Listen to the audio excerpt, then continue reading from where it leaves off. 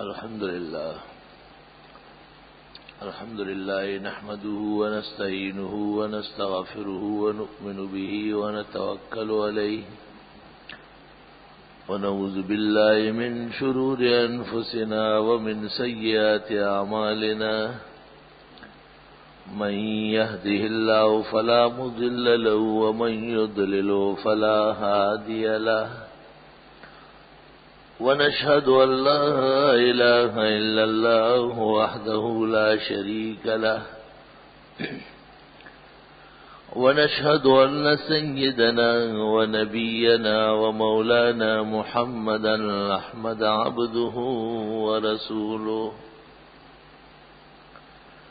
أرسله الله تعالى إلى كافة الخلق بين يدي الساعة بشيرا ونذيرا وداعيا إلى الله بإذنه وسراجا منيرا صلى الله تعالى عليه وعلى آله وأصحابه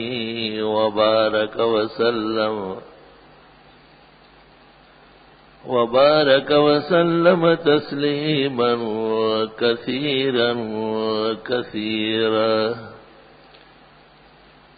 أما بعد فأعوذ بالله من الشيطان الرجيم. بسم الله الرحمن الرحيم. الذين إن مكناهم في الأرض أقاموا الصلاة وآتوا الزكاة وأمروا بالمعروف ونهوا عن المنكر ولله عاقبة الأمور. وقال الله تعالى وجعلناهم أئمة يهدون بأمرنا وأوحينا إليهم فعل الخيرات وإقام الصلاة وإيتاء الزكاة وكانوا لنا عابدين. وقال الله تعالى وجعلنا منهم أئمة يهدون بأمرنا لما صبروا وكانوا بآياتنا يوقنون. وأخرج البخاري رحمه الله في جامع الصحيح أن النبي صلى الله عليه وسلم قال كانت بنو إسرائيل تسوسهم الأنبياء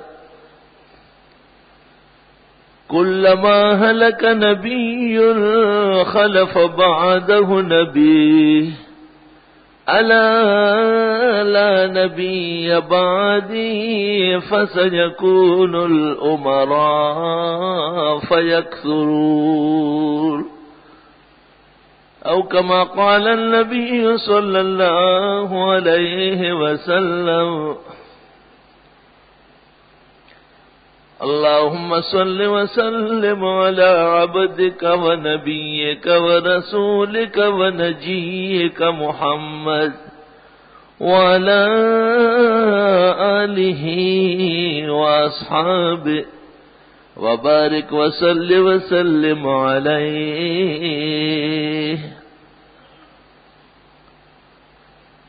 بلبل همتن خوشد گل شد همتن چاک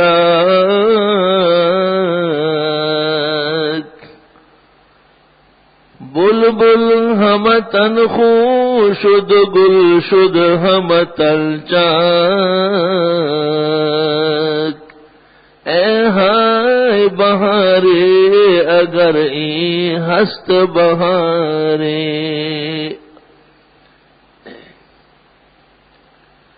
قابل قدر بزرگوں، محترم بھائیوں اور عزیز سامعین، میں نے قرآن کریم کی 3 آیتیں مختلف جگہ سے تلاوت کی ہے اور تینوں کا مضمون تقریباً مشترک ہے کہ اللہ کے دین کے نفاذ سے اور اللہ کے دین کے ماننے سے کوئی فرد بشر مستثنی نہیں ہوگا۔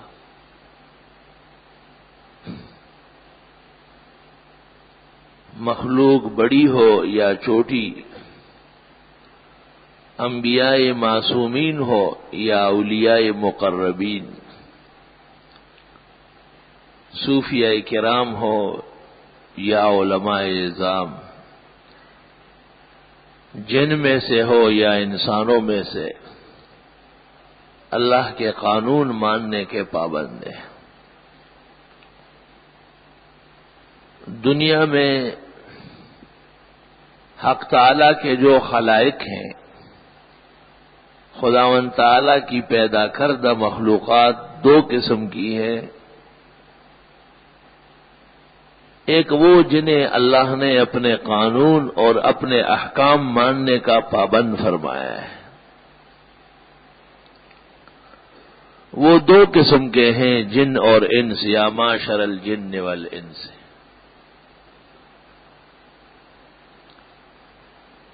اور احکام کے پابند یہی لوگ ہیں، جس کو عباد مکلفین کہتے ہیں۔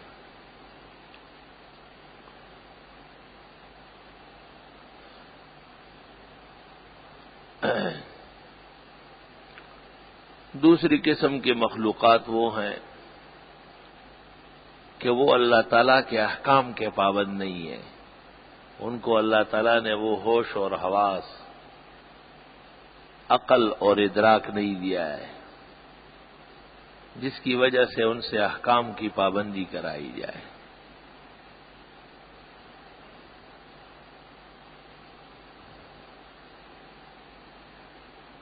جو لوگ احکام کے پابند ہیں، یعنی جن اور انس،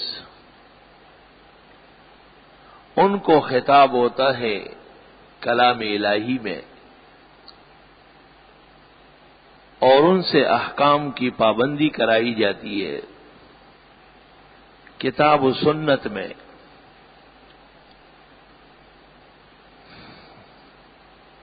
انہی خلائق کے لیے جو احکام کی پابندی کریں گے، اللہ تعالیٰ نے اس دنیا کے فنا ہونے کے بعد اس باقی عالم میں نئی اور پرشوکت اور پرکیف زندگی، تمام نعمتوں سے لبریز و سرشار پیدا فرمائی ہے۔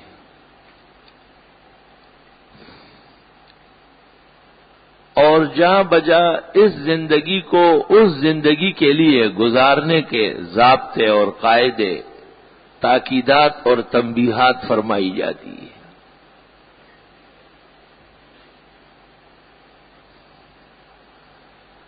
پھر یہ انسان بھی 2 قسم کے ہیں،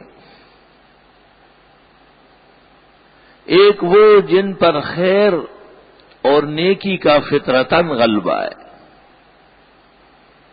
جیسے حضرات انبیاء علیہ السلام یا اللہ کے دیگر رسیدہ بندگان، کاملین وقت اور واصلین الی اللہ۔ یہ وہ خلقتیں ہیں کہ جن پر نیکی اور اللہ کی رضا طلبی اور حصول خوشنودی کا ہر وقت غلبہ ہے، نفس کی شرارت یا شیطان کا اغوا اور اضلال ان کے قریب نہیں آ سکتے۔ دوسری مخلوقات وہ ہیں ہم جیسے گناہگار، جن کی زندگی پر عصیان اور سرتابی، سرکشی اور بغاوت کا غلبہ ہے۔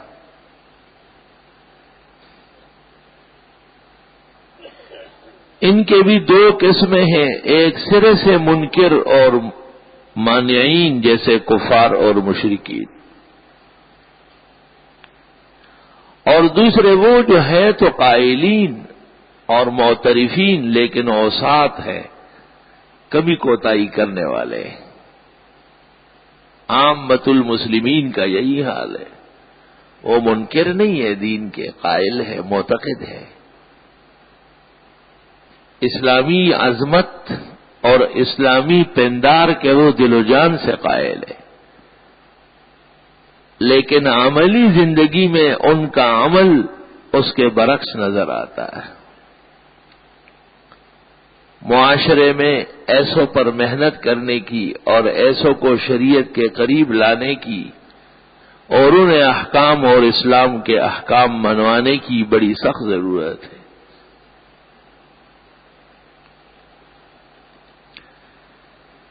انہیں سمجھانے کے لیے اللہ تعالیٰ نے علماء کرام پیدا کیے اور انہیں منوانے کے لیے اللہ نے حکمران پیدا کیے۔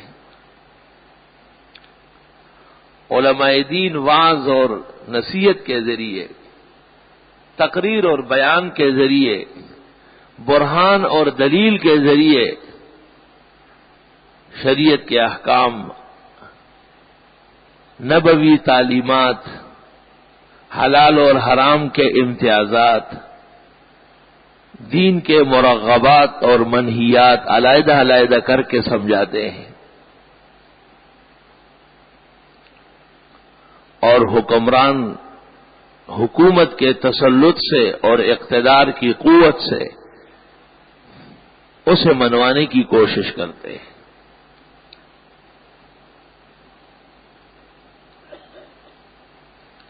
اگر علماء اپنا یہ مطلوبہ منصب ادا نہ کرے تو بارگاہ الہی کے پیش نظر یہ جرم سمجھا جائے گا۔ قرآن کریم نے ایسے لوگوں پر وعید ذکر کی ہے، مثل الذین حملوا التوراة ثم لم يحملوها كمثل الحمار يحمل اسفارا۔ جن لوگوں کو اتنا بڑا علم آسمانی کتاب کا دیا گیا اور انہوں نے اس کے مطابق اس کا حق ادا نہیں کیا، یہ تو ایسا ہے جیسے گدھے پر اور ایک دراز گوش پر کتب خانہ لدوایا جائے۔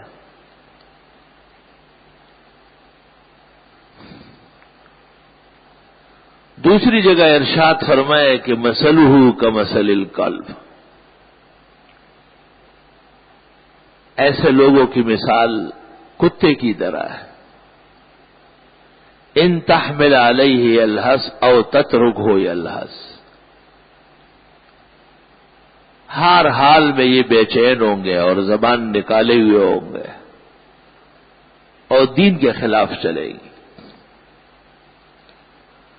قرآن کریم نے بنی اسرائیل کے ایسے علماء کا ذکر کیا ہے اور ارشاد فرمایا اضلہ اللہ علی علم، علم کے ہوتے ہوئے اللہ نے سیدھے راستے سے محروم کر دیا ہے۔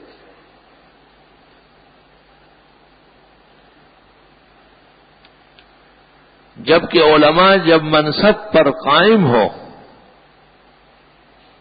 اور جو ذمہ داری دین کی طرف سے انہیں حوالے کی گئی ہے ان کے نبھانے کے درپے ہو تو قرآن ان کی تکریم کرتا ہے۔ یرفع اللہ الذین آمنوا منکم، جو ایمان والے ہیں انہیں تو خدا اٹھا ہی رہا ہے، والذین اوتوا العلم درجات، اور جن کو علم دیا گیا ہے وہ تو بڑے اونچے کمالات و درجات کے مال۔ اللہ فرماتے ہیں کہ یہ درجات کے مالے،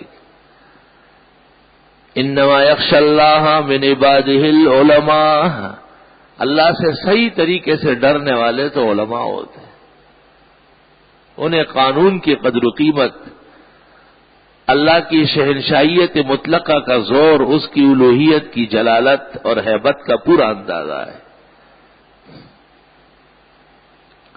قل هل يستوي الذين يعلمون والذين لا يعلمون، انما یتذکر اولو الالباب، آپ فرما دیجئے برابر نہیں ہے وہ لوگ جو جانتے ہیں اور وہ لوگ جو جاہل ہیں. انما یتذکر اولو الالباب، بے شک ان باتوں کو سمجھنے کے لیے بھی عقل چاہیے. یا رب، یؤتی الحکمت من یشاء، وہ جس کو چاہے دین کے علم سے مالا مال فرمائے. اصول البزدوی میں اور دیگر معتبرات میں ابن عباس سے مروی ہے کہ حکمت سے مراد فقہ ہے، ای الفقہ. وَمَن يُؤْتَ الْحِكْمَةَ فَقَدْ أُوتِيَ خَيْرًا كَثِيرًا، اور جس کو دین کا علم اور فقہ دے دی گئی اسے بہت کچھ خیر دے دی گئی. شہد اللہ انہ لا الہ الا هو والملائکۃ واولو العلم قائما بالقسط، اللہ گواہی دیتے ہیں اور فرشتے بھی اور علماء کرام بھی کہ اللہ ایک ہے اور وہی مشکل کشا و حاجت روا. آسمانوں میں اللہ کی الوہیت و توحید کے گواہان ملائک ہے اور روئے زمین میں علماء کرام ہیں. شان دے کے ذرا. اب یہ وہ لوگ ہیں جو منصب کے مطابق چل رہے ہیں. هو الذی انزل علیک الکتاب، اللہ ہی نے تو آپ کو قرآن دیا ہے. هو الذی انزل علیک الکتاب منہ آیات محکمات ہن ام الکتاب، اس کے اکثر مضامین بالکل واضح ہے اور وہی عقیدے اور عمل کی بنیاد ہے. وَأُخَرُ مُتَشَابِهَاتٌ، اور کچھ مضامین نہ سمجھ میں آنے والے ہیں. یا رب، وَالَّذِينَ فِي قُلُوبِ فَأَمَّا الَّذِينَ فِي قُلُوبِهِمْ زَيْغٌ فَيَتَّبِعُونَ مَا تَشَابَهَ مِنْهُ ابْتِغَاءَ الْفِتْنَةِ وَابْتِغَاءَ تَأْوِيلِهِ، جن کے دل ٹیڑے ہیں، جن کا دماغ گندا ہے، جن کا عقیدہ ناسور کی طرح ہے، وہ واضح مضمون چھوڑ کر ایک ایسی بات کہنا شروع کر دیں گے جو سمجھ میں ہی نہیں آتی. یہ گمراہی کا پہلا مرحلہ ہے کہ ایک بھلا آدمی کیسے بھٹکے گا. وہ ایسی چیز کے پیچھے پڑ جائے گا جو اس کی سمجھ سے بالا تر ہوگی،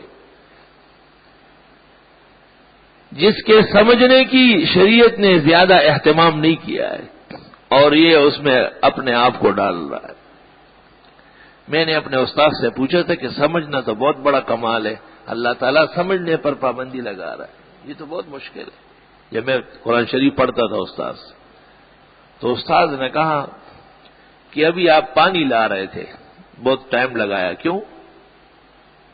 تو وہ ہمارے ہاں دیہاتوں میں وہ کنویں ہوتے ہیں نا، ڈول نیچے اتارا اور پھر چڑھایا، پانی بھرا، پھر تو ٹائم لگا. میں نے کہا ٹائم تو لگتا ہے، کہ نیچے اتر کے لاتے ہیں نا.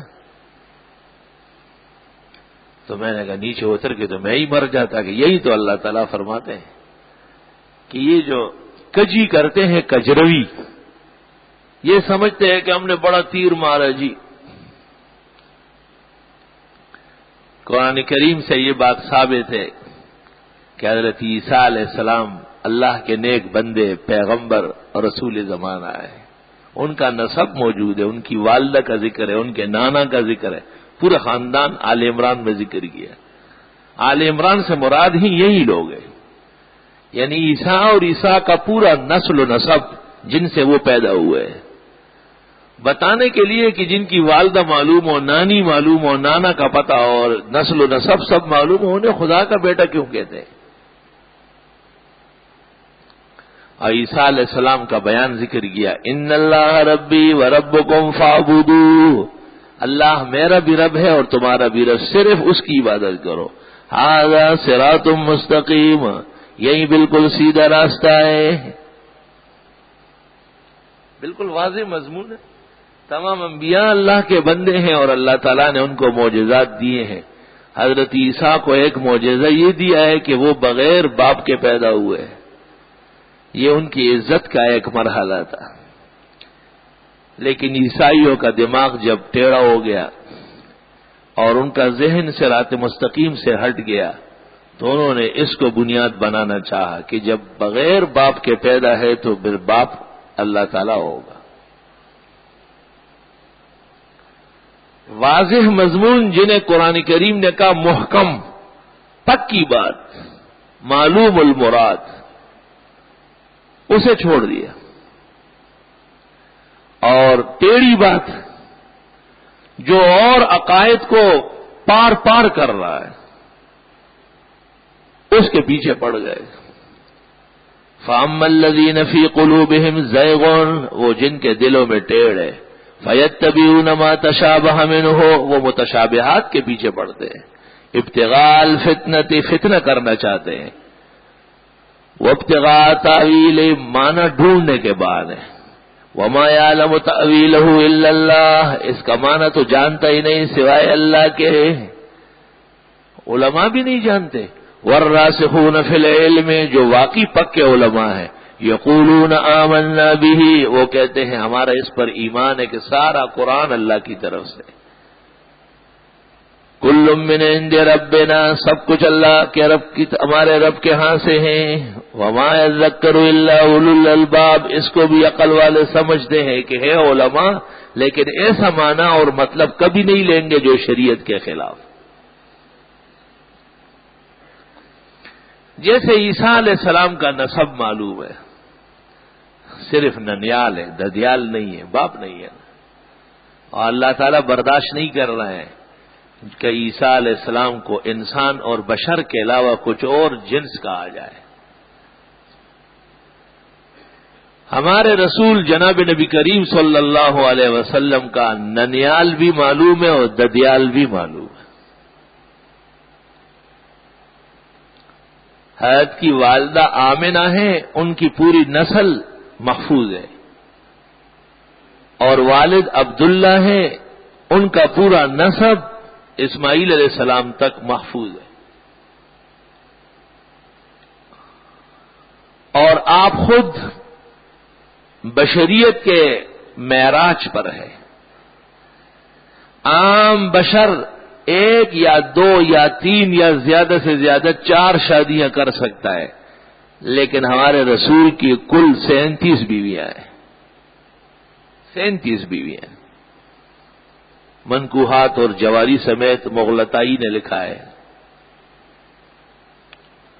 اور دمیاتی نے شرح بخاری میں. کل منکوحات 17 ہے،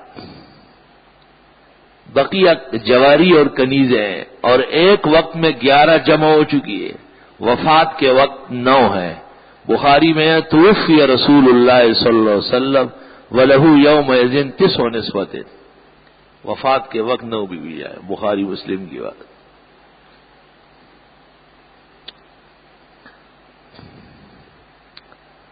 اور حضرت کی اولاد ہے 4 بیٹیاں اور 4 بیٹے، فاطمہ، زینب، ام کلثوم، رقیہ، عبداللہ، قاسم، ابراہیم اور طاہر و مطہر.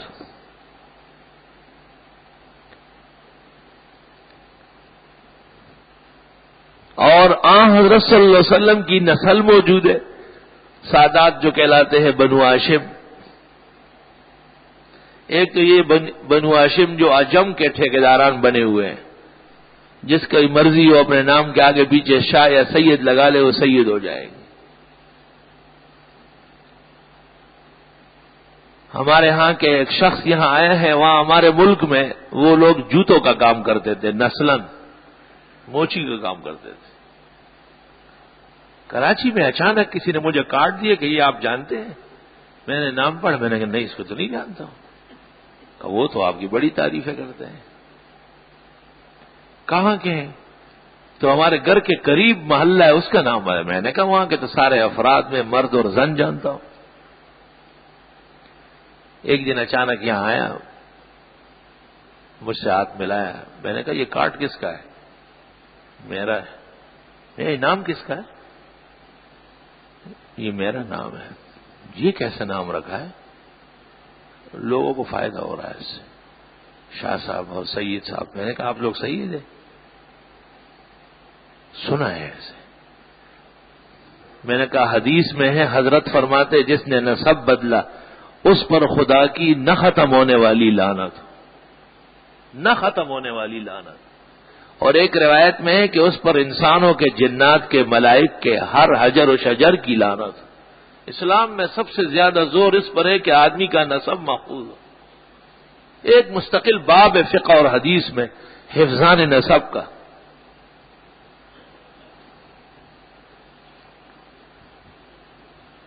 اور بعض مشکلات اس میں فقہ میں تسلیم کی گئی ہے، فقہ میں مشکلات تسلیم کی گئی ہے، لیکن کسی کو چھوڑتے نہیں ہے کہ بغیر نسب کے ہو.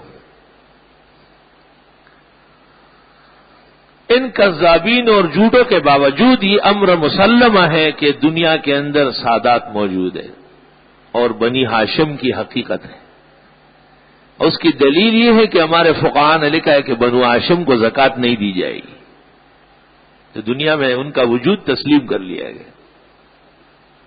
اور ایک حدیث میں نے مسند بزار میں دیکھی ہے، آپ نے ارشاد فرمایا الا کل حسب و نسب سینقطع، سب نسلیں ختم ہو جائے گی الا نسبی ھذا، مگر میرا نسب فہو لا ینقطع، وہ نہیں ختم ہوگا الی یوم القیامہ، قیامت تک.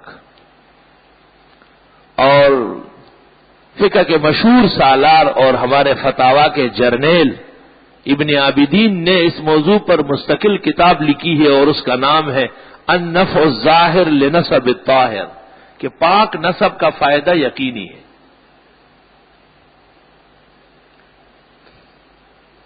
سوال یہ ہے کہ جناب رسول اللہ صلی اللہ علیہ وسلم کا اوپر سے بھی دونوں نسب محفوظ ہے. خود آپ سے جو نسب چلا ہے وہ 14ویں 15ویں صدی میں ہم چل رہے اب تک محفوظ ہے. ممبر و محراب اور یہ آسمان و زمین اور یہ سب لوگ گواہ ہیں کہ میں اعلان کرتا ہوں کہ حضرت صلی اللہ علیہ وسلم کا نسب آپ کے معجزے کے طور پر قیامت تک محفوظ رہے گا، جیسے آپ کی نبوت قیامت تک جاری و ساری ہے. تو اتنا بڑا انسان اور اتنا بڑا بشر تو کائنات میں کوئی اور ہوا نہیں ہے جیسے آپ ہیں. اور یہ محکمات کا مسئلہ ہے. آیات اس کی محکم یعنی دو ٹوک اور معلوم المعنی ہے. قل انما انا بشر مثلکم، آپ فرمائیے میں بشر ہوں تمہارے جیسے. قل سبحان ربی، آپ فرمائیے پاکی میرے رب کے لیے ہے. هل كنت الا بشرا رسولا، یقیناً نہیں ہوں میں مگر بشر پیغمبر. یا رب. اور ایک مقام پر فرمایا ان کو کہیں اگر زمین میں انسانوں کی جگہ نوری مخلوق آباد ہوتی لنزلنا علیہم ملکا رسولا، تو ہم نوری پیغمبر بھیج دیتے. لیکن رہنے والے ہی بشر و انسان ہے تو نور کیسے آ سکتا تھا؟ لیکن فَأَمَّا الَّذِينَ فِي قُلُوبِهِمْ زَيْغٌ، جن کے دلوں میں ٹیڑھ موجود ہے، دماغ خراب ہو چکا ہے، حرام نذرانے چڑھاوے، قبر پرستی، درگاہوں کے سلام علیکم اور پوجا پاٹ سے سارا دن بھرا ہوا ہے. فَيَتَّبِعُونَ مَا تَشَابَهَ مِنْهُ ابْتِغَاءَ الْفِتْنَةِ، اللہ پہلے فرماتے کہ یہ فتنہ کر رہا ہے، خالص فتنہ ہے، فرقہ نہیں ہے، فتنہ ہے. بدعتی فرقہ نہیں، فتنہ ہے. قرآن نے ان کا نام رکھا، یہ بڑا گندا فتنہ ہے. ابتغاء الفتنة وابتغاء تأویلہ، خالص غلط معنی کے ذریعے اللہ کی کتاب کو خراب کرنے کی کوشش کرتے ہیں. توبہ توبہ استغفر اللہ. کیوں؟ قرآن کریم میں نور کا ذکر آیا ہے. وَاتَّبَعُوا النُّورَ الَّذِي أُنزِلَ مَعَهُ، نور اس کتاب کا نام ہے جو پیغمبر کے ساتھ اتاری گئی ہے. نورا نہدی بہ من نشاء من عبادنا. یہی وہی اور کتاب نور ہے جو ہم نے اپنے بندے خاص کو دیا ہے. نور کا تعارف ہو رہا ہے. آمنوا باللہ ورسولہ والنور الذی انزل معہ. ایمان لے آؤ اللہ پر اور اس کے رسول پر اور اس نور پر جو پیغمبر کے ساتھ اتارا گیا، یعنی قرآن. واضح معنی ہے اس کا قرآن اور کتاب. قد جاءکم من اللہ نور. آپ کے پاس نور آیا ہے. وَكِتَابٌ مُبِينٌ. اور وہی کتاب ہے کھل کر بیان کرنے والی. پہلے تعارف کیا کہ نور میں نے نازل کیا، نور میری کتاب کا نام ہے. تو پھر فرمائے یہاں بھی کتاب سے مراد نور ہے. تم نور کے اور معنی لے کر کے دھوکہ بازی کرتے ہو، دروغ گوئی کے مرتکب. ابتغاء الفتنة وابتغاء تاویلہ. وما يعلم تأويله إلا الله والراسخون في العلم. جو مضبوط علماء ہیں، پتہ چل گیا کہ مبتدئین کبھی بھی پکے مضبوط علماء نہیں ہوتے. ساری زندگی علماء کی اقتداء میں چلتے ہیں. آزادی ہند کی تحریک چلی تو شیخ الاسلام مولانا حسین احمد مدنی ہندوستان کے مسلمانوں کے کام آئے. پاکستان بنا تو شیخ الاسلام مولانا شبیر احمد صاحب عثمانی دیوبند کے شیخ الحدیث اور محتمم نے جھنڈا لہرایا اور یہ سب پیچھے کھڑے تھے. جب نظام مصطفیٰ کی تحریک چلی تو دارالعلوم دیوبند ہی کے ایک فرزند ارجمند اور اپنے وقت کے فقیہ الامہ فاتح میدان علم و سیاست مولانا مفتی محمود بغیر شرکت غیر کے قومی اتحاد کے صدر تھے اور یہ پیچھے کھڑے ہوتے ساتھ تھے. جب ختم نبوت کی تحریک چلی مرزائیوں کے خلاف سن 74 میں تو محدث العالم شارح ترمذی استاذنا و وسیلتنا الی اللہ مولانا یوسف بنوری رحمت اللہ علیہ صدر تھے اور یہ سب پیچھے کھڑے تھے. اور اب بھی اقتدار جو علم کا ہے اور فتوح سیاست کا ہے وہ اہل حق کے ہاتھوں میں. اور پھر جب اپنے بدعتیوں کو خوش کرتے ہیں کہ دیوبند کا مدرسہ انگریزوں نے بنایا، وہ تمہیں شرم نہیں آتی؟ احمد رضا خان کہاں سے کھاتا پیتا تھا یہ تو پتہ کرے پہلے. اس کے اردنوش کا پہلے پتہ لگائے کہ وہ کہاں سے کھاتا تھا.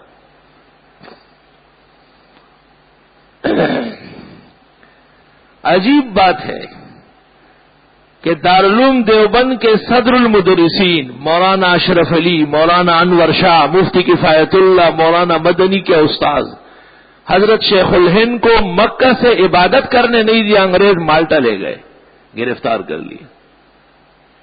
یہ پرانی تاریخ ہے اہل حق کی. اور ان کے شاگرد مولانا زیرگل حضرت مدنی ساتھ ہو گئے، جن کو انگریز صرف ہندوستان نہیں حج اور عمرے کے دوران بھی نہیں چھوڑتا تھا. کہتے ہیں یہ مدرسہ ان کا بنایا ہوا. اور 5 سال مالٹا کے قید و بند میں ان کو رکھا. انگریز نے حضرت شیخ الہند کو کہا کہ آپ ہندوستان سے ہماری حکومت کیوں ختم کرتے ہیں؟ تو حضرت نے فرمایا کہ آپ برطانیہ چھوڑ کر ہندوستان کیوں غصب کرنے آئے؟ ہندوستان کی حکومت تو ہندوستان کے لوگوں کا حق ہے. کہا اب تو بن چکی ہے. تو حضرت نے فرمایا ہم کوشش کریں گے کہ نہ رہے. کہا آپ کے پاس ایسے کیا لشکر ہے، کیا طاقت ہے؟ حضرت نے فرمایا یہی کرتا شلوار اور یہی میری چادر. کہا ہمیں ہندوستان سے جو ڈائری مل رہی ہے اس میں یہ ہے کہ تمام مسلمان آپ کے حکم کے منتظر ہیں. یہ کیوں؟ آپ نے فرمایا یہ ہمارے مذہب اور دین کی غیرت کی آواز ہے اور آپ کی ڈکیتی بہت واضح ہے. انہوں نے نے کہا ہم آپ کو سزائے موت دیتے ہیں. حضرت نے فرمایا پھر بھی میری تحریک جاری رہے گی اور آپ کو وہاں سے جانا پڑے گا. وہ لوگ جنہوں نے انگریز کو وہاں سے نکلنے پر مجبور کر لیا انہیں یوں کہا جاتا ہے، اور جن کے بڑوں نے کتاب لکھی اعلام الاعلام بان ہندوستان دار الاسلام، واضح اعلان کہ انگریزوں کی یہ ہندوستان پر ظالمانہ حکومت اسلامی حکومت ہے. یہ احمد رضا کی کتاب کا نام ہے. شرم تم کو مگر نہیں آتی. 3 فرقے انگریز نے دوبارہ اسلامی حکومت نہ قائم کرنے کے لیے پیدا کی. ایک مرزائیت، دوسری غیر مقلدیت، تیسری بریلیت. یہ 3 عناصر ہیں. اور پاکستان کے 52 سال مکمل ہونے کے بعد بھی آج تک جو آئینی شرعی سامنے نہیں آ رہا، یہ 3 رکاوٹ ہے. جو غیرتی سپوت پاکستان میں کھڑا ہوگا وہ پہلے ان کا علاج کرے گا، اگلے دن اسلام کے آئین کے نفاذ کا سورج طلوع ہو چکا ہوگا.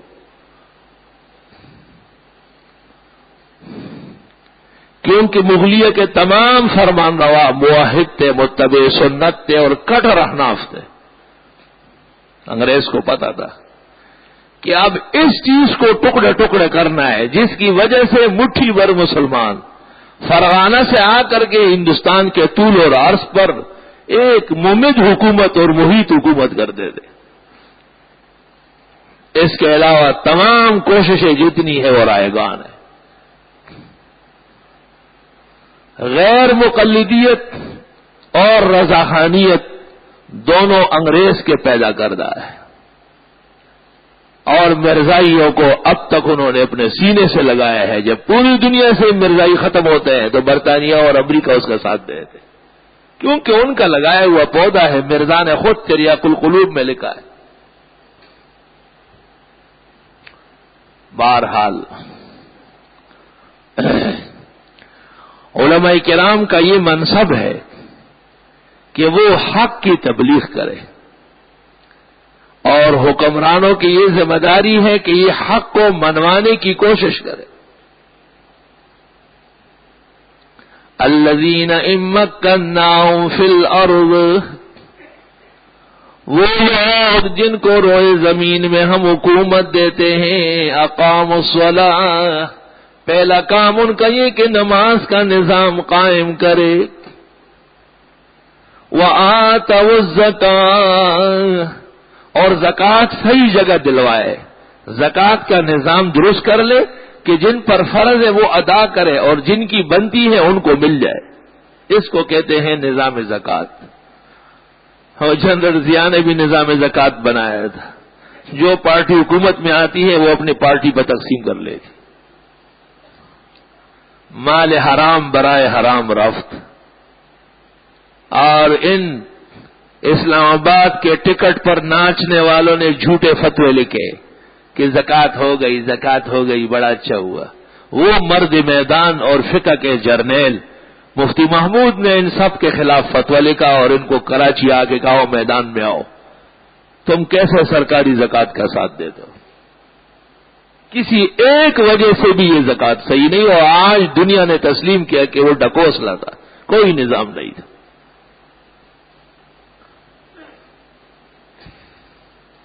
عبادات کا نظام ہو اور وہ اس سرکار کے سطح پر نافذ ہوگا اور وہ جاری ہوگا اور وہ درست ہوگا، یہ تو بہت ہی افسوس کی بات ہے.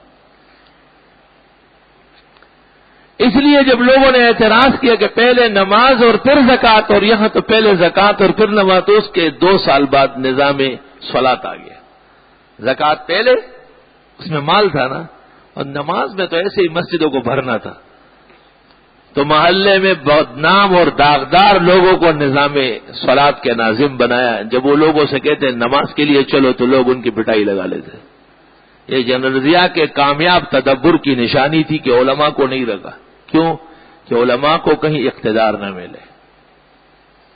اور عذر یہ کیا کہ علماء کرام تو کہتے ہی ہیں انہی میں کوئی شخص ہو تو اچھا ہے. مطلب یہ کہ نہ وہ خود پڑھے گا اور نہ لوگوں کو کہے گا. تو نماز اسی طرح رہے گی، صرف نظام ہوگا جو اخبارات میں جاری ہوگا۔ 11 سال کے ساتھ 11 سال کے طویل عرصے میں باوجود تہجد اور اشراق پڑھنے کے اور تقریر نحمد و نصلی سے شروع کرنے کے، علم اور علماء اور دین کا تمسخر بے مثال کیا گیا۔ خدا کا غضب جوش میں آیا اور اسے فضا میں بکھیر دیا۔ 37 قیمتی جرنیلوں کے ساتھ ہمیں ان تمام جرنیلوں کی اس طرح موت پر دلی اور قومی اور ملی صدمہ ہے۔ ہمیں تو شکوہ ہے سادہ انجم سے، ہمیں تو شکایت یہ ہے کہ اختیار تھا اور دین کے لیے استعمال نہیں کیا گیا۔ بالکل وہی نقشہ ہمارے اس ماسٹر صاحب کا بنا۔ سری لنکا سے آ رہا تھا، ادھر دوڑ رہا تھا جہاز میں، ادھر دوڑ رہا تھا، مظفر عثمانی کہاں ہے، کدھر ہے کدھر ہے کہاں ہے کدھر ہے، اور نیچے اتر آیا۔ تو پہلا کام یہ تھا کہ اسلامی نظام نافذ ہو جاتا، اس نعمت کا شکر تو کرنا چاہیے تھا۔ دوسرا کام یہ تھا کہ اس سے پہلے ایک شریر حکومت نے اسلامی دن کو سبوتاژ کیا تھا، جمعے کی تعطیل مذہباً اور ریاستاً نافذ کر دیتے۔ یہ اللہ کی نعمت کا شکر تھا۔ اور تیسرا طریقہ یہ تھا کہ اپنے بساط کے مطابق پورے ملک سے تفرقہ اور بدامنی دور کر دیتا۔ یہ تو عجیب بات ہے کہ ایک ایسا فرقہ جو قرآن اور سنت اور صحابہ کے خلاف جذبات رکھتا ہے، ان کے جلوس تو آپ کی نگرانی میں نکلتے ہیں، اور ان کے جواب دینے کے لیے جب علماء بات کرتے تو آپ کہتے ہیں ممبر اور محراب کو غلط استعمال نہیں کرنا چاہیے۔ کمال ہے۔ وہ شیخ سعدی نے گلستان میں ایک ملک کا حال لکھا ہے کہ عجیب بے انصاف لوگ ہیں، کتوں کو کھلا چھوڑا ہے اور پتھروں کو زنجیروں سے باندھا ہے۔ کتوں کو کھلا چھوڑا ہے لوگوں کو کاٹنے کے لیے، اور پتھر ان کو مارنے کے لیے تو وہ زنجیر سے بندھے ہوئے۔ یہ تو زیادتی ہے۔ اس طرح کہاں ملکی نظام چلے گا؟ کہتے ہیں حسین کا جذبہ پیدا کرو، تو حسین کا جذبہ پیدا کر کے آپ رہ سکیں گے نا؟ حضرت حسین رضی اللہ تعالی عنہ اور یزیدیوں کا جو اختلاف رہا ہے، تمام تواریخ کو پورے انصاف اور نظر غائر کے ساتھ مطالعہ کرنے کے بعد آپ اس نتیجے پر پہنچیں گے کہ یزید مسلمان تھا، کافر نہیں تھا۔ حضرت حسین کے پائے کا مسلمان نہیں تھا، حسین تو قرباء نبوت میں سے ہیں، آل رسول ہے، علی و فاطمہ کا جانشین و چشم و چراغ ہے، حضرت صلی اللہ علیہ وسلم کی مراد اور آپ کے مرید ہے۔ اور یزید تو سن 26 میں خلافت عثمانیہ میں پیدا ہوئے ہیں۔ لوگ یہ فرق بھی نہیں جانتے، لیکن یزید کی حکومت مسلمانوں کی حکومت تھی، اور حضرت حسین کو یہ پتہ تھا کہ یہ حکومت کافر کی نہیں ہے۔ فرق صرف یہ تھا کہ یزید اور ان کے ہم نواؤں کا خیال یہ تھا کہ شرعی نظام ہم پہ نہ نافذ ہو، دربار کے باہر نافذ ہو، اور حسین نے کہا کہ نہیں، نظام شرعی ایک جیسے نافذ ہوگا۔ حکمران انصاف کے اور شہادت کے، اور حضرت حسین کی بہترین کوشش اور اعلیٰ سربلندیوں کے آئینے میں اس کو ذرا دیکھیں، یہی اختلاف تھا۔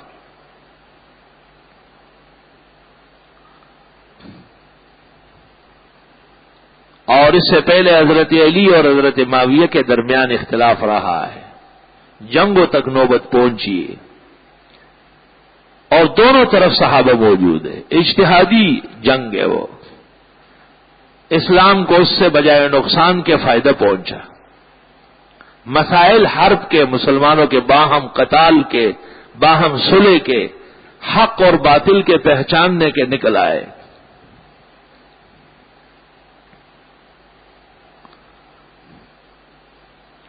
جب حضرت علی رضی اللہ تعالیٰ عنہ شہید ہوئے اور حضرت حسن مجتبی کو خلیفہ منتخب کیا گیا تو لوگوں نے حضرت حسن سے کہا کہ بس اب آپ آگے بڑھے اور ہم آپ کے ساتھ ہیں اور معاویہ سے حکومت چھین لیتے ہیں۔ بخاری میں ہے کہ حضرت حسن کی سربراہی میں ایک لشکر روانہ ہو گیا شام کی طرف معاویہ سے حکومت چھیننے کے لیے۔ حضرت معاویہ رضی اللہ تعالی عنہ نے محل سے دیکھا کہ بہت بڑا لشکر آ رہا ہے، اپنے گورنر سے پوچھا کیا ہو رہا ہے؟ کہا حجاز کے لوگوں نے حسن کی بیعت کر لی اور اس کے ساتھ کتائب ہے، لشکر کے لشکر ہے، لا تو اللہ، ان کو پسپا کرنا مشکل ہے۔ عبارت تاریخ کی اس طرح ہے کہ ایک سرا یہاں پہنچا اور دوسرا سرا ابھی مدینہ میں ہے، اتنے لوگ ہیں۔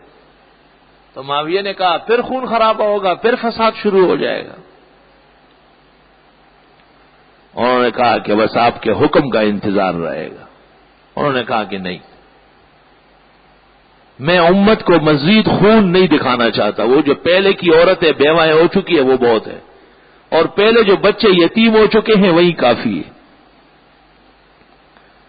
تو لوگوں نے کہا کہ صاحب پھر ہوگا کیا؟ تو انہوں نے قبیلہ بنو زہرہ کے 5-6 بزرگ طلب کیے۔ قبیلہ بنو زہرہ رسول اللہ صلی اللہ علیہ وسلم کے ننیال ہے، اور یہ بزرگ حضرت حسن حسین اور تمام صحابہ ان کو حضرت جیسے مانتے تھے۔ ان کو کہا کہ یہ حسن آ رہا ہے اور پھر لڑائی شروع ہو جائے گی۔ تو حضرت معاویہ رضی اللہ تعالیٰ عنہ نے ایک سرکاری کاغذ لے لیا اور اس کے نیچے دستخط کر کے مہر لگا دی، اور ان کو کہا کہ تم لے کے حسن کے پاس جاؤ اور اس کو کہو کہ جو کچھ اس پر لکھنا ہو وہ لکھ دے، مجھے منظور ہے مگر مزید لڑائی نہیں ہوگی۔ حضرت حسن رضی اللہ تعالیٰ عنہ کی خدمت میں وہ کاغذ پہنچا۔ حضرت حسن نے مشورہ کیا، حضرت حسین بھی ان میں تھے، یہ ذرا بہت زیادہ جلال اور ہیبت کے آدمی تھے۔ انہوں نے کہا لکھو اس پر کہ آج سے آپ ڈس میں سے اور آپ کی حکومت ختم ہے۔ حضرت حسن نے کہا کہ نہیں، بس آپ بیٹھ جائیں۔ اور لوگوں سے مشورہ کیا، انہوں نے کہا انت اعلم بہ منا، آپ زیادہ جانتے ہیں اس کو۔ تو حضرت حسن نے کہا کہ پیغمبر کے صحابہ جتنے موجود ہیں صرف وہ بات کرے اور لوگ نہ کریں۔ فرمایا یہ حدیث میرے نانا جان محمد صلی اللہ علیہ وسلم نے کہی ہے کہ مجھے گود میں اٹھا کے اور فرمایا ابنی ھذا سید، میرا نواسا سردار ہے، سیصلح اللہ بہ بین الفریقتین العظیمتین المتقاتلتین من ھذہ الامہ، ان قریب میری امت کے 2 مسلمان جماعتیں آپس میں لڑتی ہوئی ان کے ذریعے ان کی صلح ہو جائے گی۔ لوگوں نے کہا بالکل ہمارے سامنے فرمایا، اور ایک دفعہ نہیں کئی دفعہ۔ تو حضرت نے فرمایا کیا اس کا یہ تقاضا نہیں ہے کہ آج ہم سب معاویہ کے ہاتھ پر بیعت کریں اور اختلاف ختم کریں؟ تو لوگوں نے کہا اب حاضر۔ چنانچہ حضرت حسن نے خطبہ مسنونہ لکھا، شہادتین لکھی، قرآن کی آیت و حدیث لکھی، یہی حدیث، اور نیچے کہا کہ اللہ کی رضا کے لیے، حضرت صلی اللہ علیہ وسلم کے دین کی سربلندی کے لیے اور مسلمانوں کی خیر خواہی کے لیے میں آج سے معاویہ ابن ابی سفیان کو مسلمانوں کا اور اپنا امیر تسلیم کرتا ہوں۔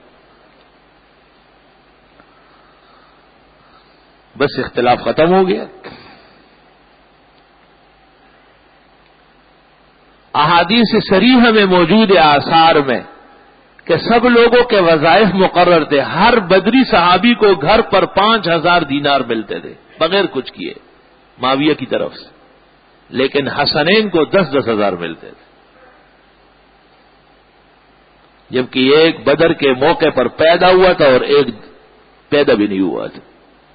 جب لوگوں نے پوچھا تو انہوں نے کہا اوف کیا سوال کیا, ہم تو مسلمان اس گھر کی وجہ سے, ساری خیر و برکت اس گھر سے ہمیں ملی. لوگ حضرت معاویہ کو بڑا بھیانک دکھاتے ہیں, وہ تو مسلمانوں کے امیر ہے, جرنیل ہے وقت کے. یہ ایک اجتہادی کاوش تھی کہ حضرت معاویہ نے شام کے مسلمانوں کے کہنے سے یزید کا انتخاب کر لیا, کیونکہ عموماً ماں باپ پر بیٹوں کی نافرسودگی زیادہ واضح نہیں ہوتی, اور ماں باپ اپنی اولاد کے بارے میں خوش فہمی میں ہی رہتے ہیں. یہ قدیم تاریخ ہے.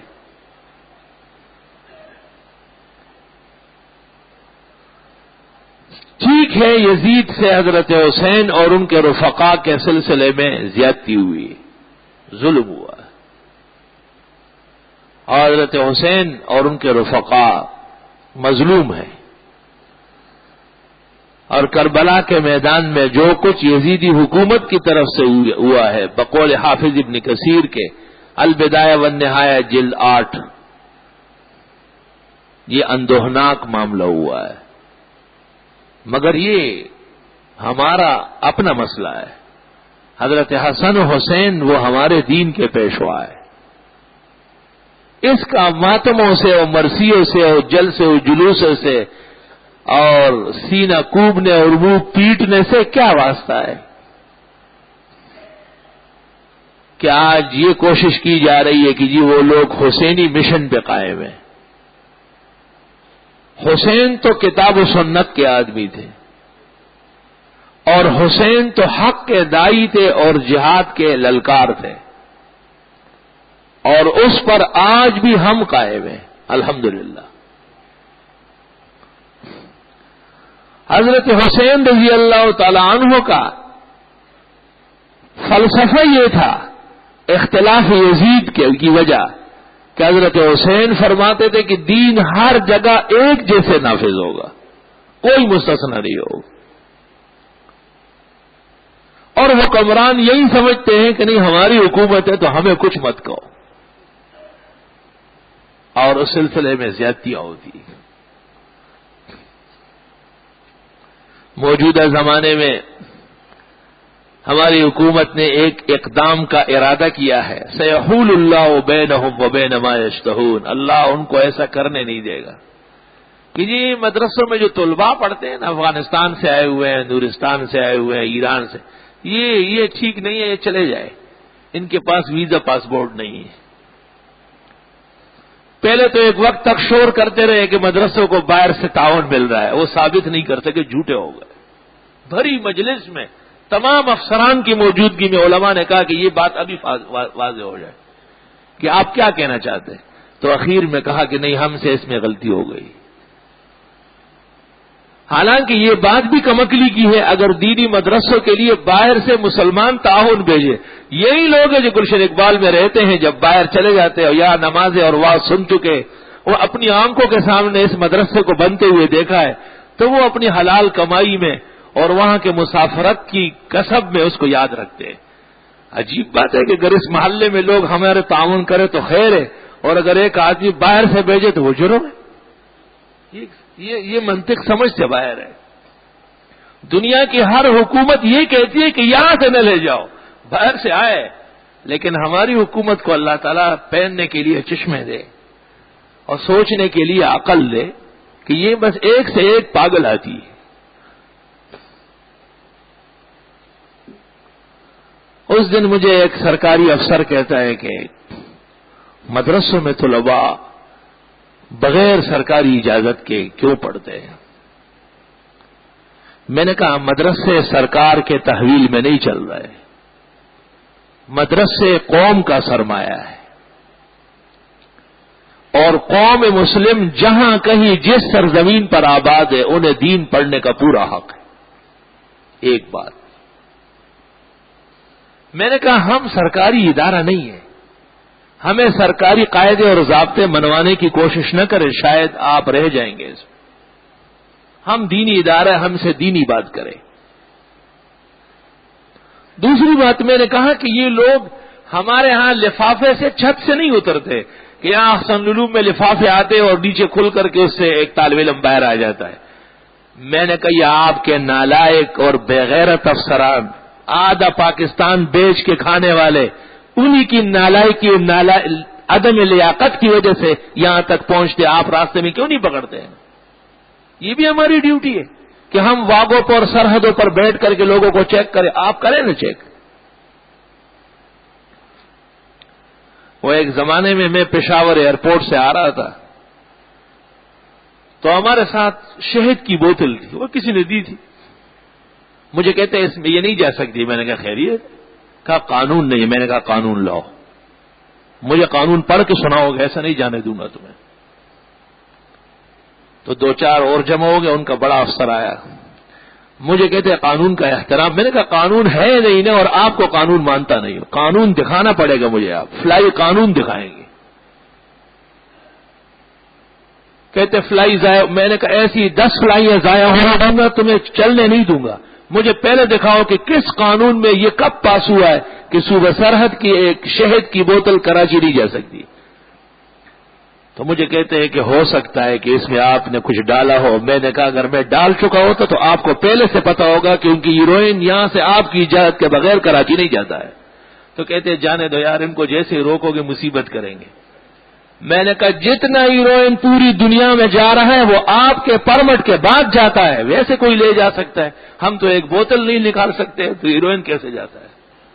میں نے کہا وہ آپ کی ثوابدیدی اور آپ کے احسانات کا نتیجہ ہے کہ پوری دنیا کی اسمگلنگ اور بلیکنگ وہ آپ کے کرتوت کی وجہ سے آسان ہے. آپ اس سے بے خبر تو نہیں ہوتے. آپ ہمیں عقل سکھا رہے ہیں، جو ہم پوری دنیا کو کتاب العقل پڑھاتے ہیں، کتاب التہذیب اور اخلاق پڑھاتے ہیں. الحمدللہ.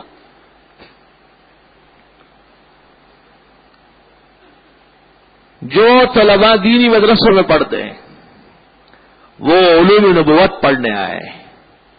مسلمانوں کا فرض ہے قیامت کے دن اللہ کے نبی کو میدان حشر میں جواب دیں گے کہ جو کوئی ان کے خلاف بات کرے آپ کا خبردار. طلباء ہمارے دین کا سرمایہ ہے. ان مہمانوں کا ہم پر احسان ہے کہ ہمارے مدرسے سرسبز و شاداب ہے. جب یہاں تعطیل ہو جاتی ہے اور طلباء گھر چلے جاتے ہیں تو ہمارے محلے والوں کا پتہ چل جاتا ہے، ایک صف پوری نہیں ہوتی. جب میں کہتا ہوں داڑھی مونڈے آگے نہ آئے تو اس دن چپ ہو جاتا ہوں، کیونکہ داڑھی مونڈوں کی کثرت ہو جاتی. ظاہر بات ہے میجارٹی کا ساتھ دینا پڑے گا. اتنی عالیشان مسجد، اتنا بہترین ماحول اور گنجان آباد اور سب نمازی اور دیندار لوگ، لیکن مسجد نماز سے آباد کرنا یہ ان کے بس کی بات نہیں ہے. اس کے لیے اللہ نے داغستان اور ترکستان سے اور جرکسستان سے مہمان اپنے دین کے بھیجے جو ہم وقت یہاں رہتے ہیں اور خالص علوم پڑھتے ہیں. پھر آپ یہ دیکھیں دنیا کے اندر کوئی جھٹکا لگ جاتا ہے فوراً اپیل، پیسے پیسے پیسے، جلدی جلدی بھوکے اپیل ایک شروع کر دیتے ہیں. اور وہ ٹھیکیدار زندگیوں کا جو ہے، زندگیوں کا ٹھیکیدار، اس کا تو کام یہی ہے. پنگوڑا اس نے لگایا ہے کہ حرامی بچے اس میں ڈالو اور جتنا چاہو زنا کرواؤ. میں حرامیوں کا جرنیل ہوں. اور اس کے ہاں کافر اور مسلم اور نمازی اور ہیرونچی کا کوئی فرق نہیں. تو آپ کی زکوٰۃ و صدقہ ادا کیسے ہوگا؟ جو غلط جگہ پہنچ گیا وہ تو ادا نہیں ہوا. اس لیے میں اسے زندگیوں کا جرنیل کہتا ہوں. سوال یہ ہے کہ جامعہ عربیہ احسن العلوم کراچی کے مدارس میں سب سے چھوٹا مدرسہ ہے، سب سے چھوٹا، چونکہ میں خود چھوٹا ہوں. 1200 طلباء کتابوں کے یہاں پڑھ رہے ہیں. میں کہتا ہوں اس محلے کا کوئی غیرتی کھڑا ہو جائے مجھے کہے کہ اس سے کسی عید کے دن بھی طالب نے کہا ہے کہ مجھے 5 روپے دو، بالکل بھائی خاک ہو جائیں گے ہم تم کو خبر ہونے تک، کیونکہ یہ پیسے کمانے نہیں آئے ہیں، علوم پڑھنے آئے ہیں. اور اگر یہ لوگ پیسے مانگتے تو یہ لوگ بنگلوں میں نہیں رہ سکتے تھے، تنگ کر دے. 1 گھنٹی بجی آیا اور یہ گیا اور یہ آیا اور یہ گیا اور یہ گیا، اور یہ تو بڑے نازک مزاج، یہ نیند خراب ہوتی ہے چلے جاتے. اور یہ ہر جگہ دینی مدرسے کا یہ اخلاق اور سربلندی ہے کہ وہ خالص علوم کی خدمت کے لیے اکٹھے ہوئے.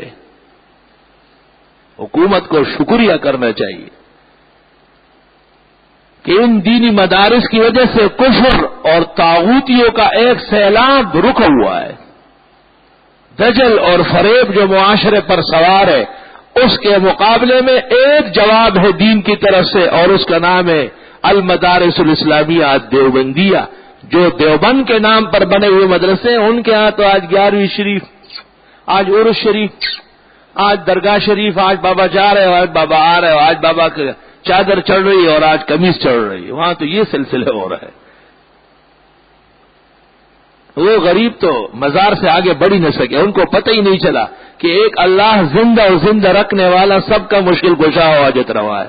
وہ تو کسی قبر کے پاس گزرتے ہوئے ان کو جرجری ہو جاتی، اوہ بابا مار رہا ہے، بابا کو حلوہ کی ایک پلیٹ چاہیے. چند سال پہلے یہ سامنے ایک مدرسہ بنا ہے بدعتیوں کا، انہی کی ایک کتاب سمجھنے کے لیے میں ان کے پاس گیا. ہمارے جواب میں ایک کتاب لکھی تھی تو میں نے کہا دے دو مجھے کہ تمہاری تیر اندازی کا ہم بھی جائزہ لے. تو جب میں وہاں داخل ہوا تو لسی کی ایک بالٹی یوں جا رہی ہے اور کٹا ہوا تربوز یوں دوڑ رہا ہے. میں نے سمجھا کہ شاید فروٹ مارکیٹ میں آیا. میں نے کسی سے پوچھا یہ کون سی جگہ ہے؟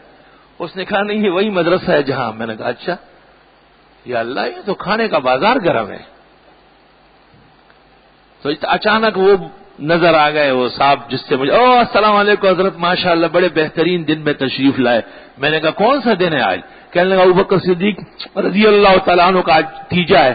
میں نے کہا تھوڑا سا شربت ہو جائے، تھوڑا سی لسی ہو جائے، تھوڑا سا تربوز ہو جائے، بس یہ تھوڑا سا ہوتا رہتا ہے. بھائی یہ کام چل رہا ہے اور یہ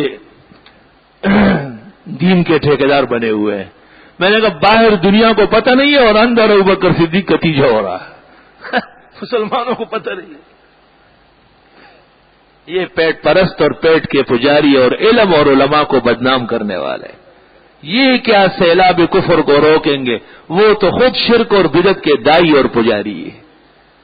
دارالعلوم دیوبند کا ایشیا نہیں پورے عالم پر احسان ہے جس نے توحید و سنت کا سبق ببانگ دھول پڑھایا ہے. اور اس وقت جبکہ انگریز طاغوت کی سلطنت کا اثر اور ظلم اور بربریت پورے بر صغیر پر چھایا ہوا تھا، اس درمیان میں اللہ کے کامل اور نیک بندوں نے جو رہتے فرش پر تھے لیکن ان کے قلوب عرش والے سے جڑے ہوئے تھے، دارالعلوم دیوبند ایک چھوٹا سا مکتب قائم ہوا. آج دنیا کا کوئی خطہ نہیں ہے جہاں توحید، سنت، جہاد کے جذبے اور چرچے اس کی آواز کے نیچے نہ ہو. یہ اللہ کا احسان اور کرم ہے. الذین ان مکناہم فی الارض، وہ لوگ جن کو ہم زور دیں زمین میں، علم کا ہو یا حکومت کا ہو. اقاموا الصلاۃ وآتوا الزکاۃ، خوب پابندی کرائے نمازوں کی اور خوب صحیح طرح دلوائے زکات. صرف نمازیں نہیں، زکات بھی ٹھکانے لگاؤ کہ کہاں دیتے ہو، کدھر خرچ کر رہے ہو. ایسا نہ ہو کہ ادھر ادھر کے ناموں پر لوگ لوٹ لے آپ سے. وَأَمَرُوا بِالْمَعْرُوفِ وَنَهَوْا عَنِ الْمُنكَرِ، اور یہ خیر کی تلقین کرتے ہیں اور برائیوں سے روکتے ہیں. فارمولہ بتایا، نظام منشور بتایا کہ علماء اور مسلمان کریں گے کیا. اول نماز، دوم زکات. نماز سے مراد ہے پورے بدنی اصلاح اور عبادات، اور زکات سے مراد ہے مال کی آمد اور مال کا خرچ باقاعدہ شرعیہ. پورا نظام درست ہو گیا. وَأَمَرُوا بِالْمَعْرُوفِ، تمام نیکی کے کاموں کی تلقین کریں گے. وَنَهَوْا عَنِ الْمُنكَرِ، اور ہر برائی سے روکیں گے. وَلِلَّهِ عَاقِبَةُ الْأُمُورِ، انجام سارے کاموں کا اللہ کے ہاتھ میں ہے. اللہ کل عالم کے مسلمانوں کی، علماء کی، مدرسوں کی، طلباء کی، ان کے معاونین و محسنین کی حفاظت فرمائے. وآخر دعوانا بسم اللہ الرحمن الرحیم. پوچھا ہے کہ تاریخ بغداد جلد 13 میں خطیب بغدادی نے امام اعظم پر جرح کی. اس کا جواب اس سے پہلے بھی دیا گیا تھا، اور شیخ زاہد الکوثری نے تانیب الخطیب فی ما ساق الخطیب فی ابی حنیفہ من الاکاذیب کے نام سے دی ہے. وہ کتاب کراچی سے چھپ گئی ہے، HM سعید والوں نے چھاپی ہے. شیخ زاہد الکوثری نے اس کا بہترین جواب دیا ہے. حضرت بنوری کو ایک خط میں لکھتے ہیں اما خطیب فہو مریض القلب لا یذکر ابا حنیفہ الا بابی جیفہ.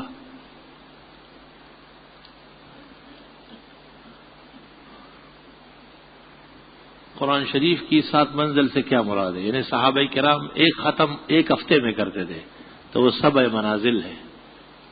بعض قرآنوں پر نشان لگا ہے. امام الجرح والتعدیل ذہبی اور یحییٰ بن سعید قطان اس طرح کے دیگر ائمہ موذین فقہا جو کہ اپنے آپ کو حنفی کہلاتے ہیں، تو کیا یہ مقلد ہے یا کہ صرف تلمس کی نسبت؟ نہیں، یہ مقلد ہے. ذہبی تو فروع میں شافعی ہیں اور اعتقاد میں حنبلی ہے. ابن تیمیہ کا شاگرد ہے. یحییٰ بن سعید قطان اور یحییٰ بن معین دونوں حنفی ہیں. ابن المبارک کے قول کان یتیمن فی الحدیث، جو کہ امام اعظم کے نہیں دروغ ہے، جھوٹ ہے. امام ابن المبارک نے کہا ہے کہ جو امام کو کسی ایک علم میں کم کہے اس پر لعنت ہو. فلعنت ربنا اعداد رمل علی من رد قول ابی حنیفہ. وہ تو کہتے لقد زان البلاد ومن علیہا امام المسلمین ابو حنیفہ. ابن المبارک کے بارے میں ہے، جب کوئی کہتا تھا کہ امام ابو حنیفہ نے یہ کہا ہے تو ابن المبارک کہتے تھے اغسل فمک اولا بالماء الحار والصابون ثم قل ابا حنیفہ. پہلے اپنے منہ کو گرم پانی اور صابن سے دھو لو پھر ابو حنیفہ کا نام لو. وہ تجھ جیسے للو پلو نہیں تھا. دیکھیے حسن و تقاضی شیخ زید الکوثری کی. گھی میں اچھا گھر میں لڑائی جھگڑا اور آپس میں نا اتفاقی بہت ہے، کچھ پڑھنے کے لیے بتا دے. سورہ بقرہ گھر میں تلاوت شروع کر لیں.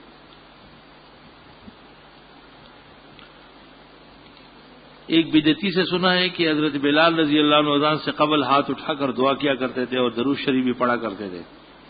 اس وجہ سے ہم اذان سے پہلے دعا و صلات پڑھتے ہیں. دعا تو یہ نہیں پڑھتے ہیں، صلات پڑھتے ہیں اور اپنا بنایا ہوا.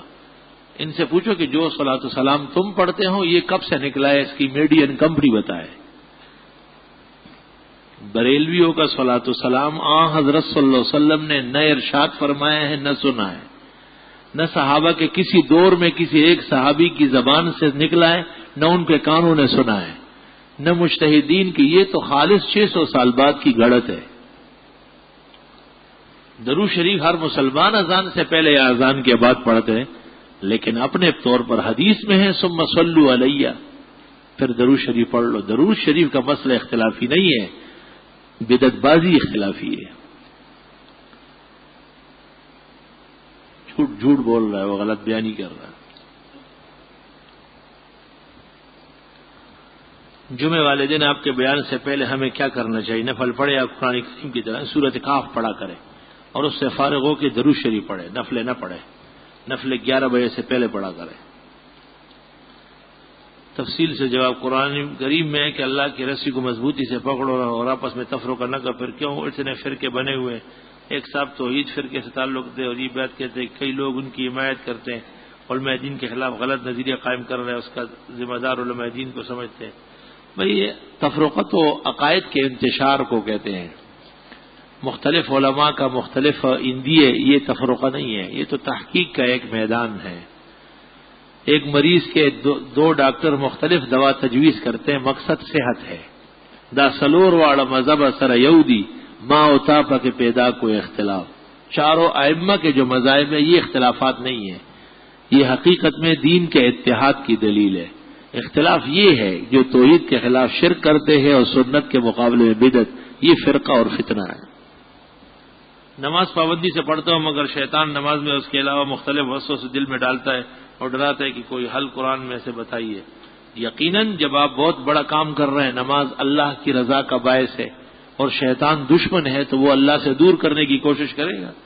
امام احمد نے کہا ہے کہ موت کے آخری لمحے تک شیطان اپنے کام میں لگا رہے گا اور ہم بچنے کی کوشش میں لگے رہیں گے.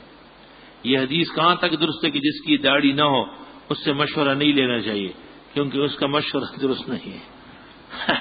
حدیث شریف میں یوں ہے کہ عورتوں سے مشورہ نہ کرو، اور چونکہ داڑھی مونڈوں میں ایک لحاظ سے وہ عورتوں سے مشابہ ہے. جیسے فقہا کہتے ہیں کہ داڑھی مونڈا صف میں نہ ہے کیونکہ وہ بچے کی طرح ہے. ابھی داڑھی اس غریب کی آئی نہیں ہے تو اس لیے وہ دوسری تیسری صف میں رہا ہے. بہت بڑا جرم ہے اور بڑی جنایت ہے، معمولی بات نہیں ہے. بڑے بھائی کے رتبے اور حیثیت کے بارے میں شریعت میں کیا ارشاد نیزی کہ بڑا بھائی اپنی حیثیت اور بڑے ہونے کا ناجائز فائدہ اٹھائے؟ غلط کر رہا ہے۔ چھوٹے بھائی بہن کو ناحق ناجائز تنگ کرے، ناجائز کر رہا ہے۔ اپنے فیصلے زبردستی ان پر ٹھون سے، جو فیصلہ عقل اخلاق فائدے کا ہو وہ درست ہے، اور جو ظالمانہ ہو نقصان کا ہو وہ نہ مانا جائے۔ درود ابراہیمی کے علاوہ اور کون سے درود شریف بخاری سے ثابت یا کسی اور حدیث؟ درود تنجینا یا تنجینا کے الفاظ کہاں سے؟ یہ ماوردہ بہل اثر کے حکم میں ہے، علماء حق نے یہ پڑھا ہے۔ آپ سے پوچھنا ہے کہ کھڑے ہو کر یا چلتے میں درود شریف پڑھ سکتے ہیں؟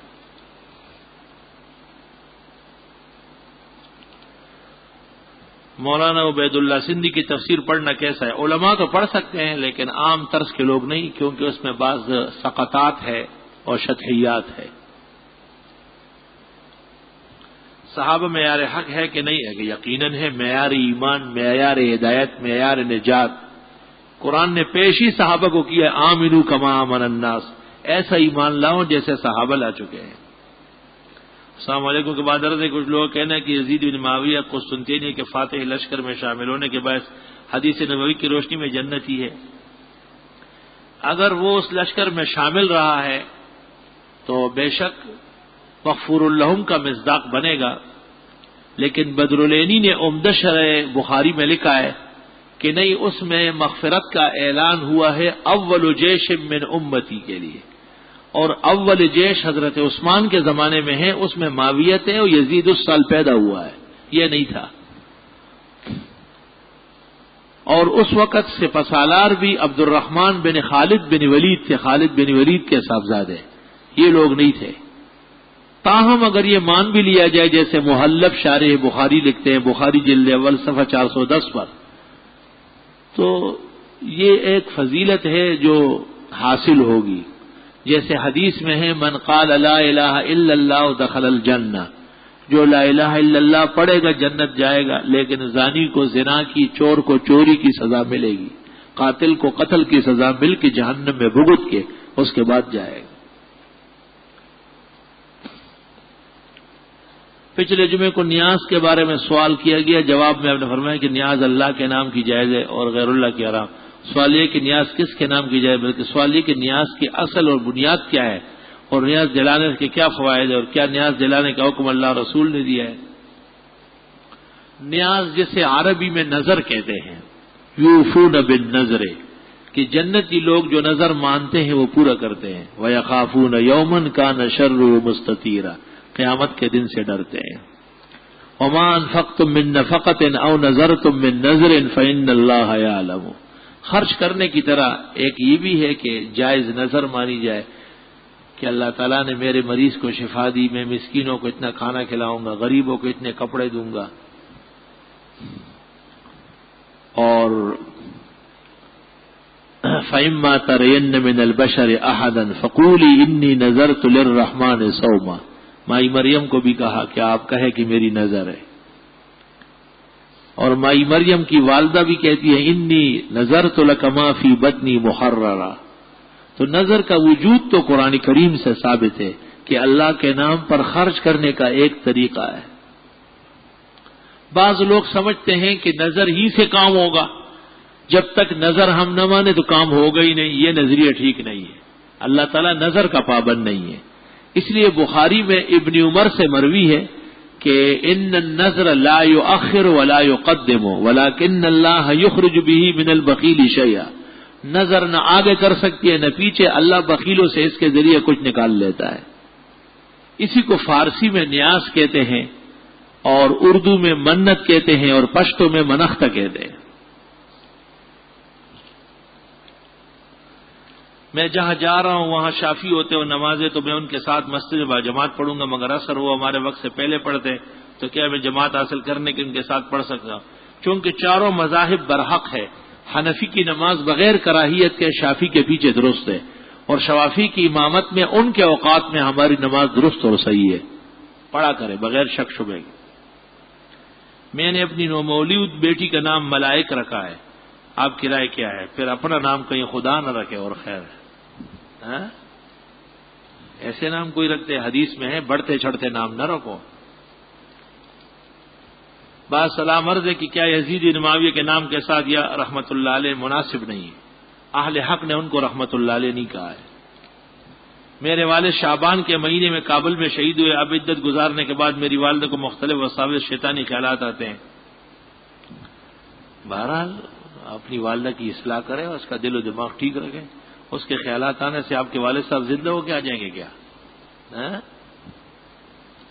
توبہ استغفار، کثرت سے تعوذ، تسمیہ اور قل اعوذ برب الفلق، قل اعوذ برب الناس اور کلمہ تمجید کی کثرت کروائے تاکہ ذہن سے شیطانی اثرات اتر جائے. خضر کس قوم کے لیے آئے تھے اور ان کا ذکر اولیاء کے واقعات میں کیوں آتا ہے؟ خضر علی الجمہور کان نبیا تکوینیا، روح المعانی میں کہ وہ بغیر شریعت کے نبی ہے. کچھ انبیاء کی قسمیں ایسی بھی ہے، اس لیے وہ ولایات کے بھی سرخیل سمجھے جاتے ہیں. لیکن حقیقت میں والحق انہ کان نبیا، جمہور یہ کہتے ہیں کہ خضر نبی ہے. وہ انہیں مستقل قوم نہیں دی گئی تھی، بس لوگوں کے بھلائی کے لیے مختلف جگہ خالی جگہوں کو پر کرنے کے لیے ان کو رکھا گیا ہے. اور ان کو براہ راست احکام ملتے تھے، وہ خود کرتے تھے، قوم سے کچھ کرواتے نہیں تھے.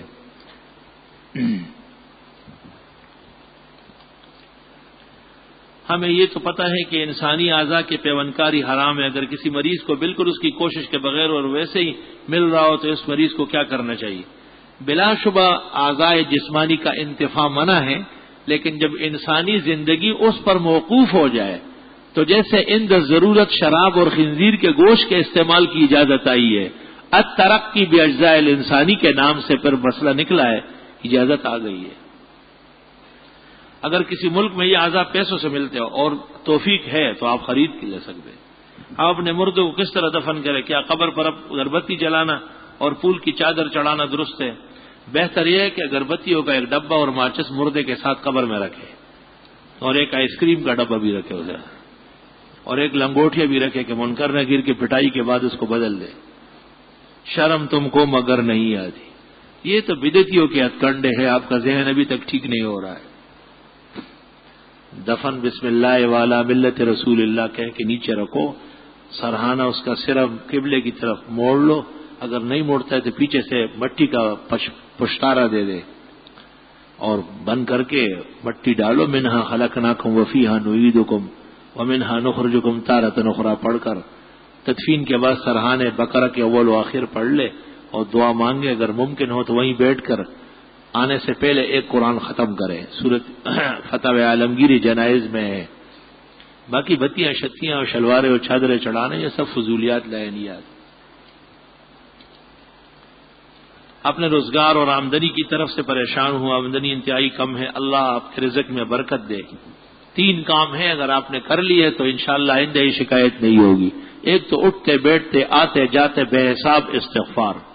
جون سے استغفار یاد ہے وہ بہت زیادہ پڑھے. اگر گھر کے سارے افراد بھی پڑھنے لگ گئے تو کام جلدی ہو جائے گا. دوسرا، دعاؤں میں کم از کم 3 مرتبہ اللہم انی اعوذ بک من الہم والحزن ونعوذ بک من العجز والکسل ونعوذ بک من الجبن والبخل ونعوذ بک من غلبۃ الدین وقہر الرجال. ابو داؤد کی حدیث میں کہ 10-15 دن میں مشکل ٹل جاتی ہے.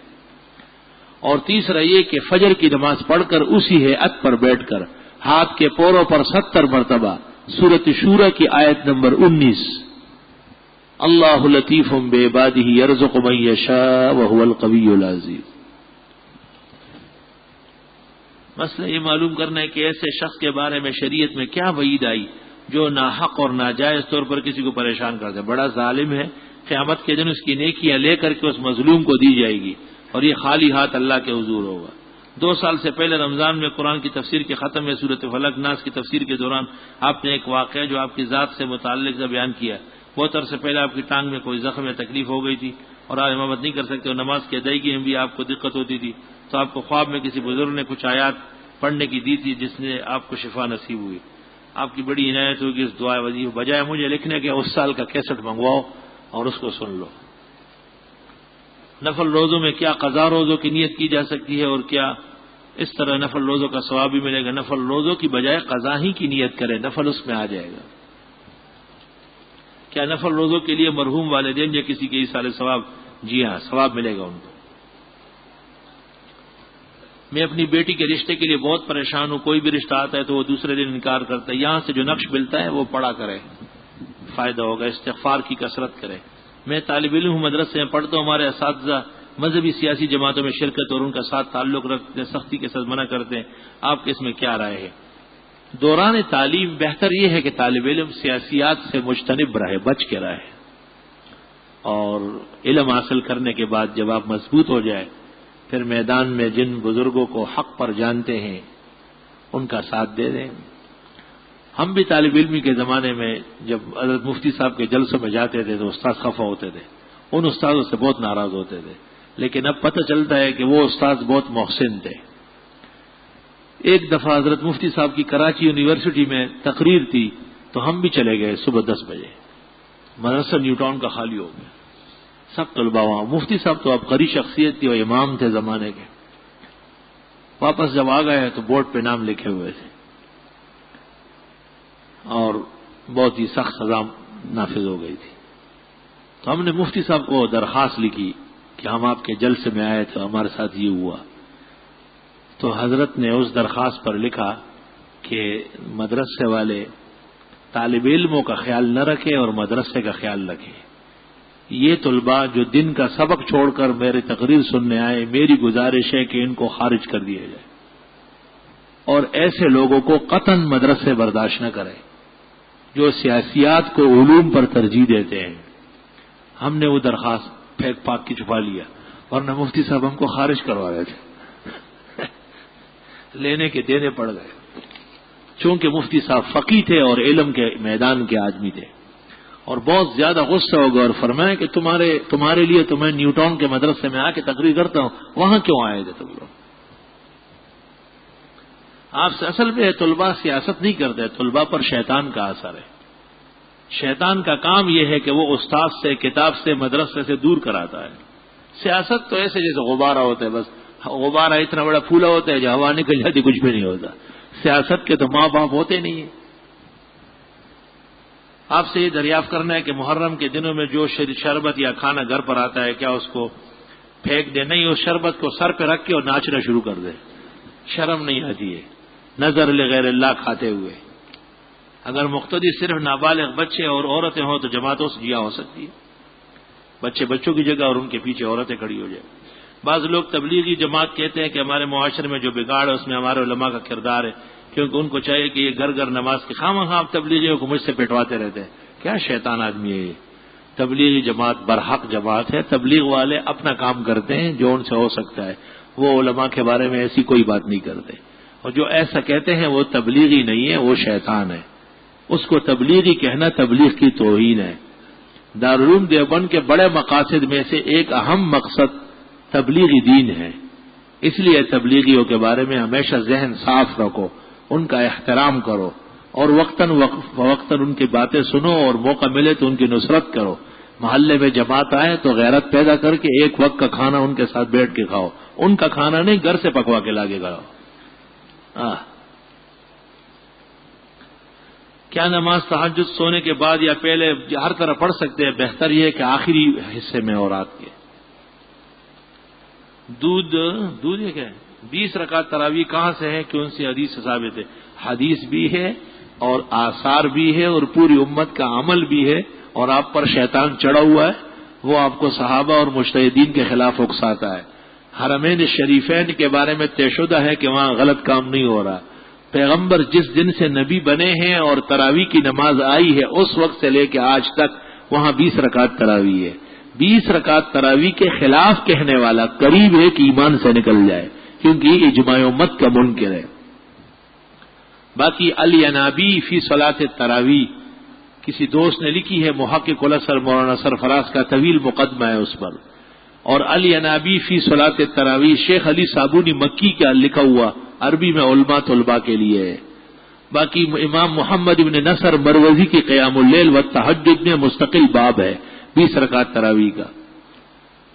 مولانا امین صاحب اکاڑا و رحمۃ اللہ علیہ کے جو رسائل ہے اس میں مستقل رسالہ ہے تراویح پر. ماہ محرم کی اہمیت کسی بہتر کتاب کا نام بتایا. ماہ محرم یہی ہے جو ہم نے بیان کیا، ویسے آپ حضرت مفتی شفیع صاحب کی شہادت کربلا یا حضرت قاری طیب صاحب کی شہید کربلا دیکھ لیں.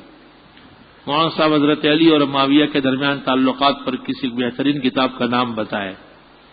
سیر صحابہ بہترین کتاب ہے. اس میں محاذات کی شرائط کیا ہیں، اور اگر 7 شرط فقہ میں لکھی ہے نور الرضا میں دیکھ لو.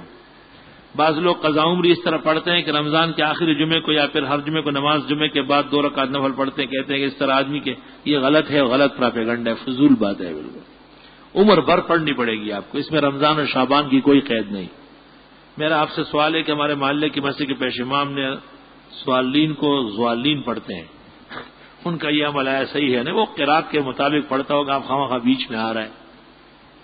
اگرچہ حق یہ ہے کہ زواد نہ پڑھا جائے، دال پڑھا جائے، یعنی پر دال. حضرت گنگوئی نے فتاوی رشیدیہ میں فتوی یہی دیا ہے، اور دیوبندیوں میں زواد ایک عرصے سے آیا ہے. مفتی شفیع صاحب نے جواہر الفقہ میں لکھا ہے کہ یہ روافظ کی شرارت ہے، زواد ہرگز نہیں ہے.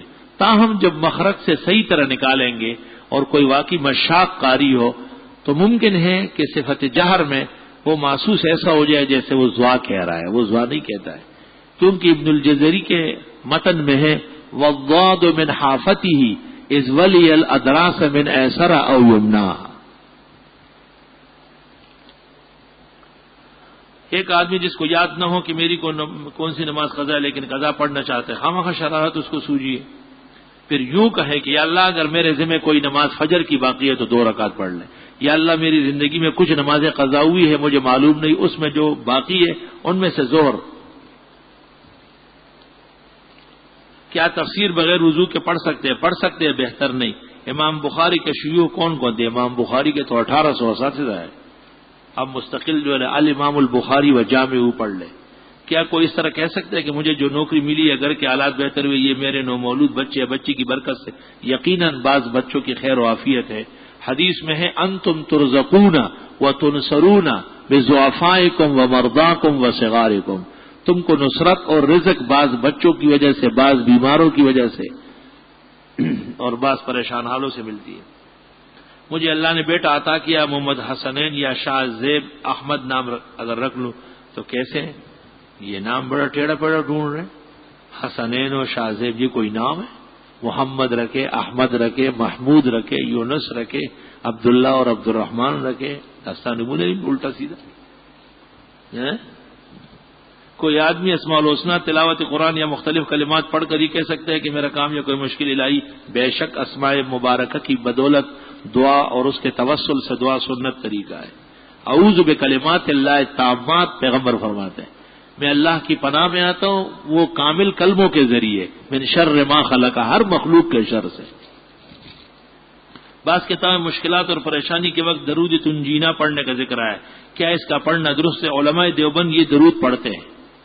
پنجپیر مولانا کے علاوہ کسی نے اس کا انکار نہیں کیا. رزق کی تنگی ہے، کوئی مجرب وظیفہ بتا دے. ابھی بتا چکا ہوں، اسی کو یاد کر لیں.